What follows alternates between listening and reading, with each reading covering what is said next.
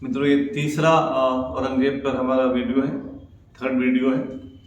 यहाँ हम लोग औरंगजेब के मंदिर, हिज पॉलिसीज टुवर्ड्स टेम्पल्स, क्योंकि औरंगजेब की जो कुख्याति है इतिहास में वह मंदिरों को लेकर ही है। और बहुत सारे इतिहासकार हैं जो औरंगजेब के द्वारा हिंदुओं के सैकड़ों मंदिरों के तोड़े जाने का बात करते हैं।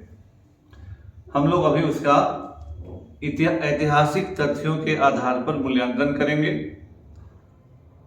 निर्णय या इसके बारे में सोचने का आपको भी अधिकार है, लेकिन मेरा उद्देश्य होगा कि यहाँ पर आपको हम उन ऐतिहासिक तथ्यों को रखें जिनसे आप एक संतुलित मूल्यांकन करने में सफल हो। औरंगजेब के बारे में जो सामान्य नीति, जो लोग कहते हैं पारंपरिक तौर पर स्टेटमेंट यही आता है कि औरंगजेब एक धर्मांध शासक था और सैकड़ों की संख्या में मंदिरों को तोड़कर उसने अपने हिंदू विरोधी और कट्टर सुन्नी शासक होने का परिचय दिया। मतलब he was a bigot Muslim ruler by destroying so many hundreds of temples. He just exhibited himself as a bigot Muslim ruler, anti-Hindu ruler and a bigot Sunni ruler, है ना। शिया सुन्नी मुसलमानों में जो सुन्नी शासक होने का परिचय दिया। अब हम शुरू में ही एक श्री राम शर्मा इतिहासकार हैं जिन्होंने इस बात को कहा है, और आगे चलकर दो और इतिहासकार हैं। उसमें एक इतिहासकार का नाम है आशीर्वादी लाल और दूसरे इतिहासकार का नाम है जदुनाथ सरकार। आशीर्वादी लाल और जदुनाथ सरकार। तो जदुनाथ सरकार आज़ादी के पहले लिखते हैं और नेशनलिस्ट हिस्टोरियन है, और उस तरह की बातों को उन लोगों ने लिखा है और उस थ्योरी को समर्थन किया है जिसमें कहा गया है कि औरंगजेब, जो हमने पहले कहा कि धर्मांध था, हिंदू विरोधी था और अपने को कट्टर सुन्नी साबित किया। वृंदावन में वृंदावन शोध संस्थान है, वहां पर एक इतिहासकार थे तारापद मुखर्जी। ये भी इतिहास है, ये कोई कॉन्कॉक्टेड बनाया हुआ व्हाट्सएप का इंफॉर्मेशन नहीं है। वृंदावन शोध संस्थान वहां है और एक इतिहासकार थे तारापद मुखर्जी। उन्होंने वृंदावन शोध संस्थान में रखे गए दस्तावेजों के आधार पर यह लिखा है कि जितनी मात्रा में मंदिर तोड़े गए औरंगजेब के जमाने में, तोड़ने को हम जस्टिफाई नहीं कर रहे, हमें नहीं करें तोड़ दिया तो बहुत बढ़िया काम किया, लेकिन उसमें कहा गया कि जितनी मात्रा में मंदिरों को तोड़े गए उससे अधिक मात्रा में